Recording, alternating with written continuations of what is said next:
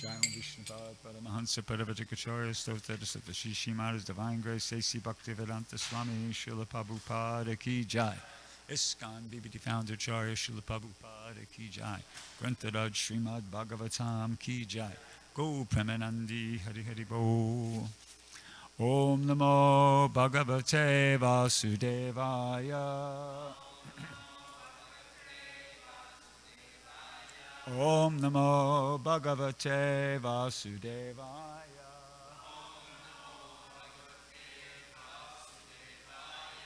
Om Namo Bhagavate Vasudevaya. So, reading from Srimad Bhagavatam, 3rd Canto, 6th chapter, text number 4. Prabhuda Karma Daivena. Prabhuda Karma Daivena. Trayo Vimsatiko Ganaha. Trayo Vimsatiko Ganaha. Parito Janayat Swabir. Parito Janayat Swabir. Matrabir Abipurusham. Matrabir Adipurusham. Prabhuda Karma Daivena. Trayo Vimsatiko Ganaha. Parito Janayat Swabir. Matrabir Adipurusham.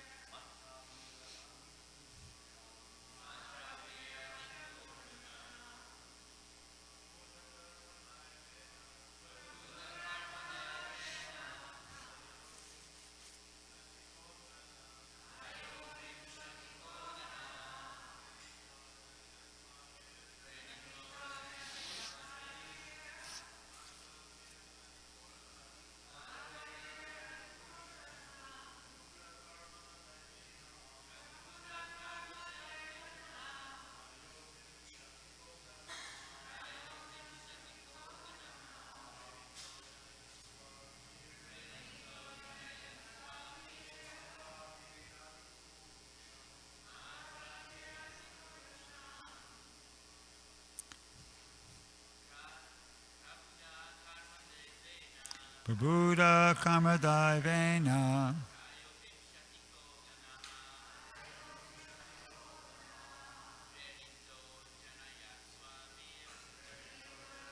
Swabir.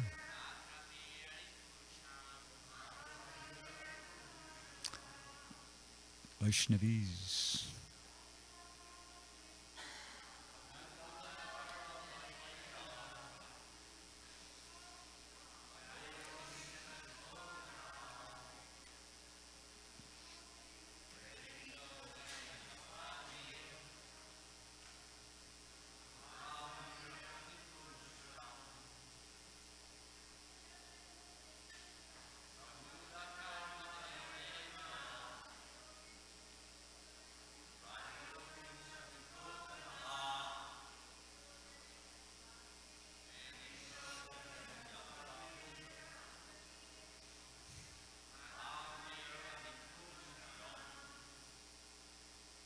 Prabhuda awakened karma activities Daivena by the will of the Supreme. Trayaha Vimsatika by the 23 principal ingredients. Ganaha, the combination. Preritaha, induced by. Ajanayat, manifested. Swabhihi, by his personal. Matrabhihi, plenary expansion. Adi Purusham, the gigantic universal form. Vishvarupa. Translation and purport by His Divine Grace, A.C. Bhaktivedanta Swami Srila Prabhupada. When the 23 principal elements were set in action by the will of the Supreme, the gigantic universal form of the Vishvarup body, did I read that right? The gigantic universal form, or the Vishvarup body of the Lord came into existence. Purport. The Virat Rupa, or Vishvarupa, the gigantic universal form of the Lord, which is very much appreciated by the impersonalists, is not an eternal form of the Lord. It is manifested by the supreme will of the Lord after the ingredients of material creation. Lord Krishna exhibited this Virat, or Vishvarup, to Arjuna just to convince the impersonalists that he is the original personality of Godhead. Krishna exhibited the Virat Rupa. It is not that Krishna was exhibited by the Virat Rupa. The Virat Rupa is not, therefore, an eternal form of the Lord exhibited in the spiritual sky. It is a material manifestation of the Lord. The Archa-Vigraha, or worshipable deity in the temple, is a similar manifestation of the Lord for the neophytes. But in spite of their material touch, such forms of the Lord as the Virat and Archa are all non-different from his eternal form as Lord Krishna. Om Gana Tamidam Dasha Jananjana Shalakaya Chakshurun Militam Yena Tasmai Shri Gudave Namaha Shri Chaitanya Manobishtam Stapitam Yena Bhutale Swayam Upakaramayam Dadati Swaparantikam Bandeham. Well, actually, that's good enough. That's usually all I say. Thank you. So, thank you, everybody, for being here. Just to give a little background here, this is Maitreya Muni speaking, and he's kind of updating us. What's happened kind of leading up to this is that, Vidura asked Maitreya to explain to him about the creation. So at one point, Maitreya is giving, how would you say it? He's sharing with us the prayers of the demigods. That's from the previous chapter. And at one point, the demigods are expressing to the Supreme Lord they're lamenting their inability, to work, to fulfill his, to do their job. They're not able. They said we're not able to work in concert, right? They at the end of the previous chapter, they informed the Lord. They say they actually conclude their prayer by saying, with a request to the Lord, they say, "O Supreme Self," this is the demigods praying to, I guess, Garbhodaksha Vishnu or Vishnu, "please give us, who are created in the beginning from the Mahatattva, the total cosmic energy, your kind directions on how we shall act. Kindly award us your perfect knowledge and potency, so that we can render you service in the different departments of the subsequent creation." So of course, the Lord hears that, and Maitreya says, the Lord thus heard about the suspension of the progressive creative functions of the universe due to the non-combination of his potency, such as the Mahatattva. The Supreme Powerful Lord then simultaneously entered into the 23 elements with the goddess Kali, his external energy, who alone amalgamates all the different elements. So basically what's going on here is that, Krishna is being informed by Vishnu is being informed by the demigods that, hey, something's kind of not quite right here. Things aren't working. Please help. And so Vishnu gets involved, and he, as we just heard, he gets goddess Kali. He enters into these 23 elements. He enlivens them. And then the next thing that happens is we're hearing about here. Then the next thing that happens is after he enters into the elements by his energies, all the living entities were enlivened in different activities, just as one is engaged in work after awakening from sleep. So it's explained elsewhere that, at the end of every millennium, that's basically at the end of every day of Brahma, after it's 4.3 billion years, there is a partial annihilation. And at that time, all the jivas who didn't make it back to Godhead by the end of that day get withdrawn into the body of Vishnu for 4.3 billion years. And then after that period of time, the whole thing is put into action again. So this could be describing, I think most likely this is describing that situation, that time. So, the living entities are awakened again. And then the next thing that happens, we hear about in today's verse, is that when the 23 principal elements were set in action by the will of the Supreme, the gigantic universal form, or the Vishvarup body of the Lord, came into existence. So that's the next thing, okay? So, the demigods are expressing their inability to make it happen. Krishna gets involved, or Vishnu gets involved. He brings Kali, goddess Kali. He activates the 23 elements. He awakens the sleeping jiva souls, and then this Vishvarup, the universal form, is manifest. And Prabhupada says in the purport that this it's very much appreciated by the impersonalists, and that's significant. That's a significant point. And he also says a couple sentences down that Lord Krishna exhibited this Vishvarup to Arjuna, just to convince the impersonalists that he is the original personality of Godhead. Now, that's also a significant point. There's a big time lapse here, because it was manifested way back at the beginning of the millennium, right? And then probably some almost, we're halfway through the day of Brahma now, right? And anyway, so a long time afterwards, Krishna is going to make use of the same universal form that was manifested back at the beginning to convince the impersonalists. Now, it's interesting that he showed it to Arjuna. Does anybody know the reason why Krishna manifested this universal form to Arjuna? Huh? Yeah, but why did he involve Arjuna in the whole thing? Why didn't he just manifest it?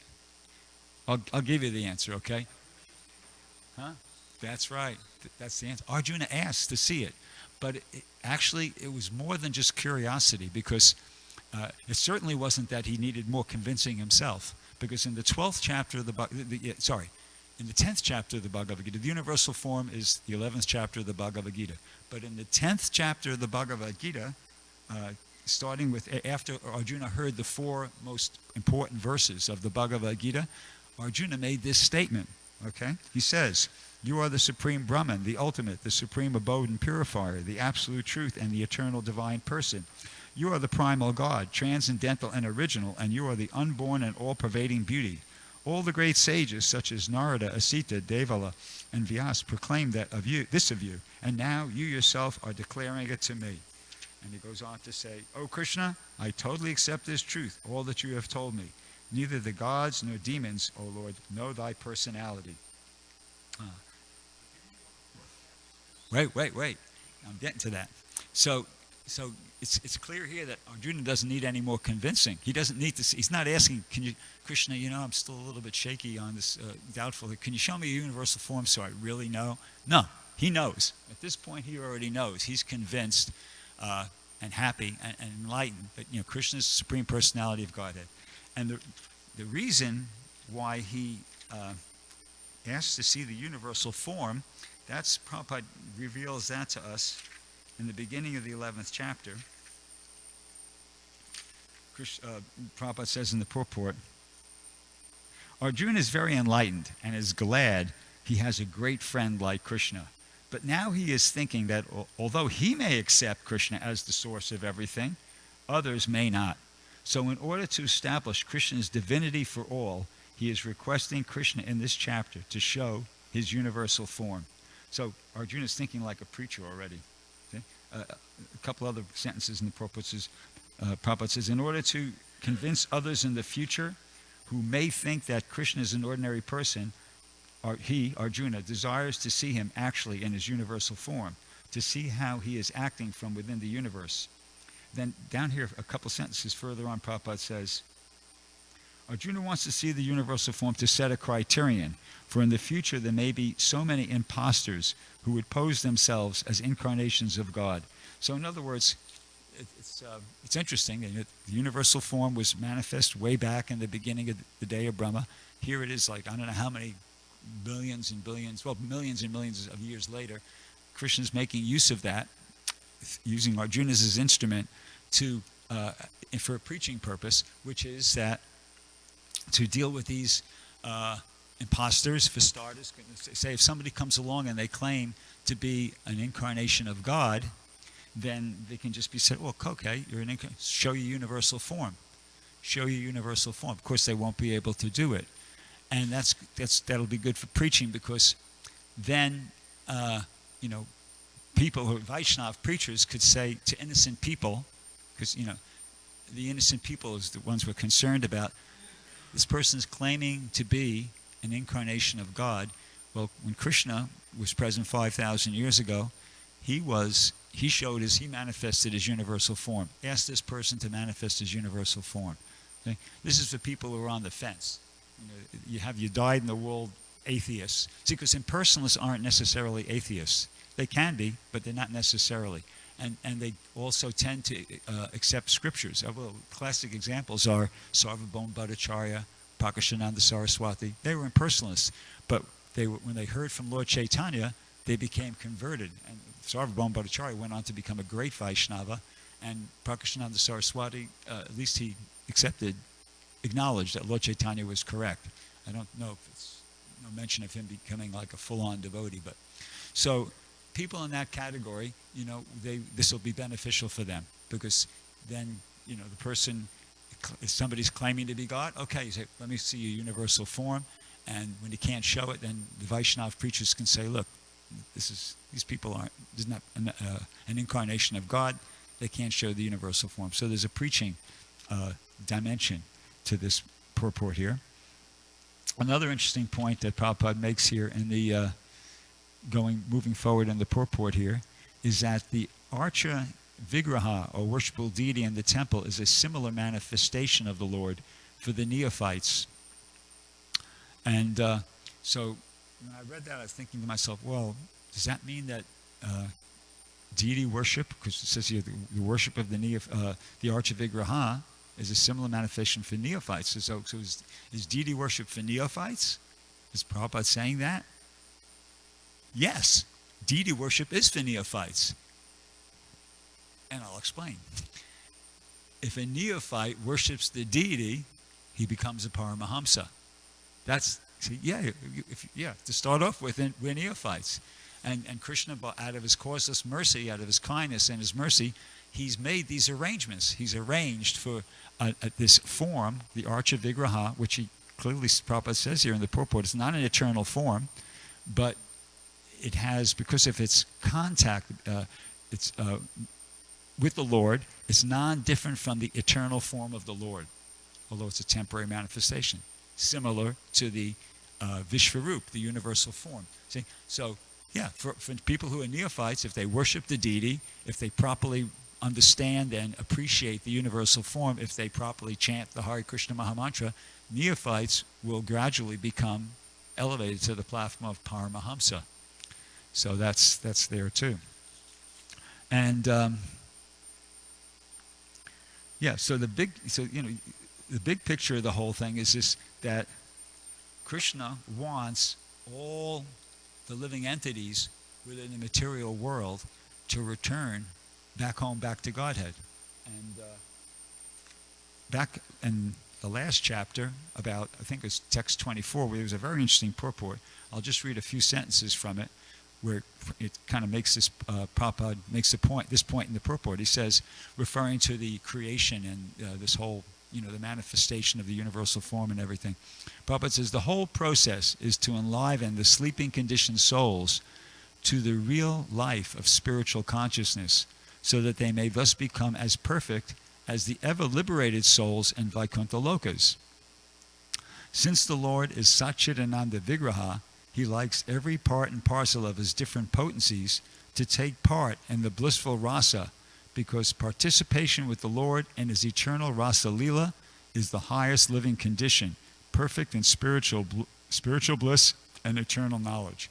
See, so from this we can understand the purpose behind the whole creation, as directly stated here by Prabhupada. It's to give all the parts and parcels, all the jivas, an opportunity to become ever liberated souls, like those in the Vaikuntha lokas. And it's even suggesting, unless I'm misunderstanding it somehow, something even beyond that. It says here, since the Lord is Satchidananda Vigraha, he likes every part and parcel of his different potencies to take part in the blissful rasa, because participation with the Lord and the eternal rasa lila is the highest living condition. So it's kind of like,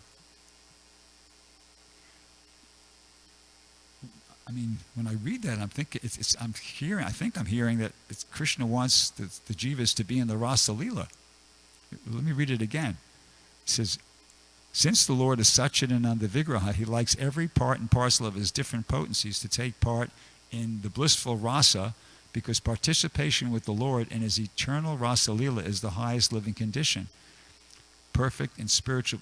So in other words, we're meant for something really good. Whether I'm understanding that last couple sentences or not perfectly accurately or not, certainly it's very clear that he wants everybody to be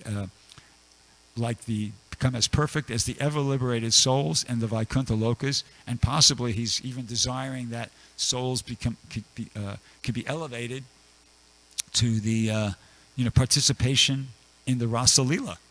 So that's the program. That's the real purpose of the whole cosmic manifestation, to give the souls an opportunity. Yeah. So we're meant to participate in that. In a twofold way. One is personally, we have to get on board ourselves, and then we have to try to be instrumental in helping other people get on board to this program of trying to become elevated back to the ever liberated condition of the people and souls in Vaikuntha Loka, or even beyond that. And it starts off. Hang on.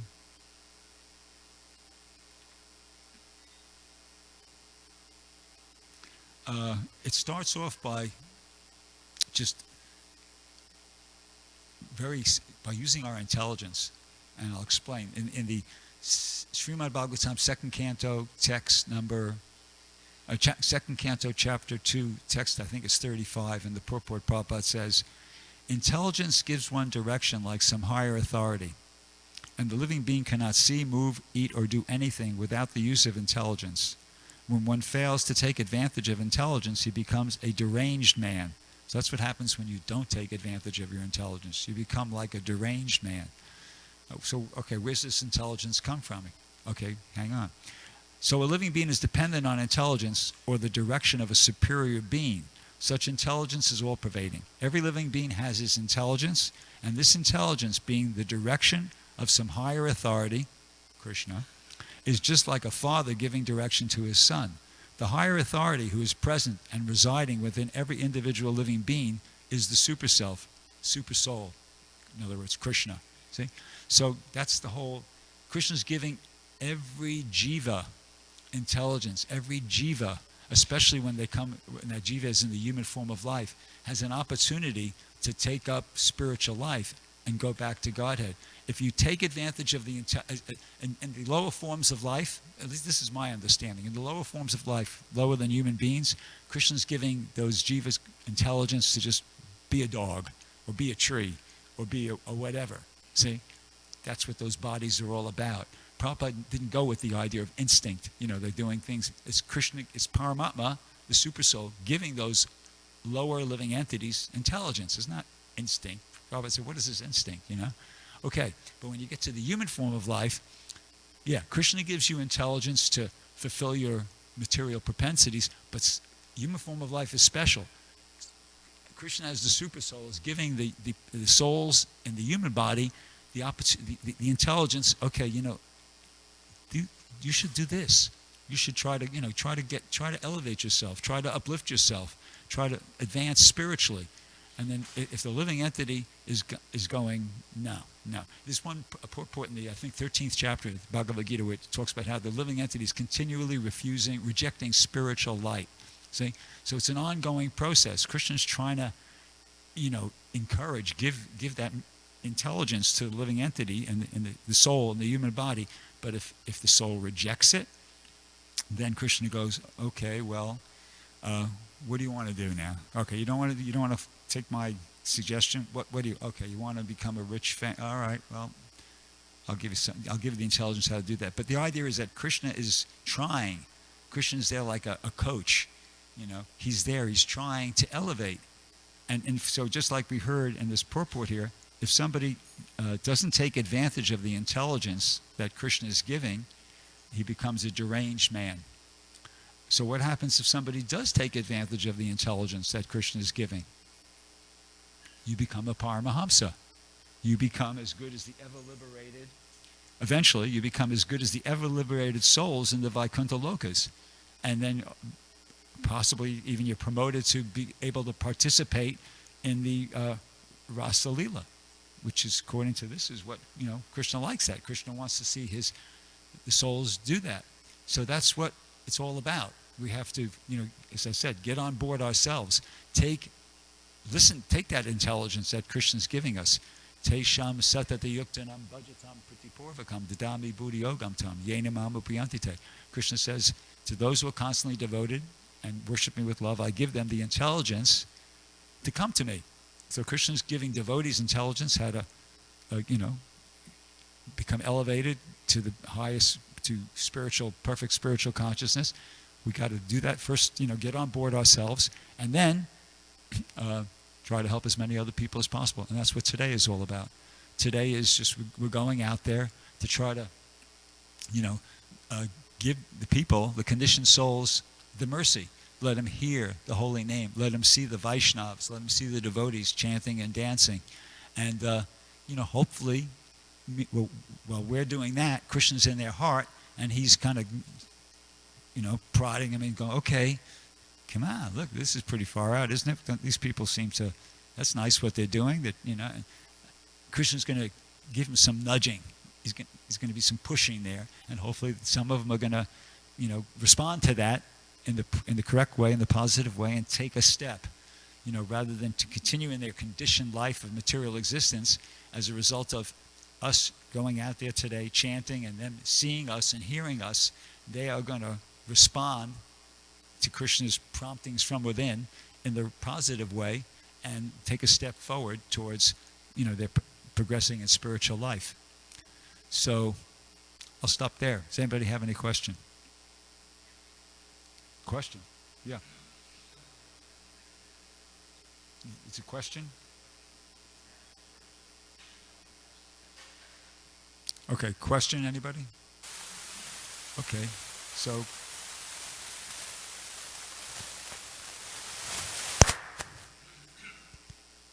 thank you for a very nice class in showing the gradual elevation of the living entity from just an ordinary living entity to a Paramahamsa. What's all that noise?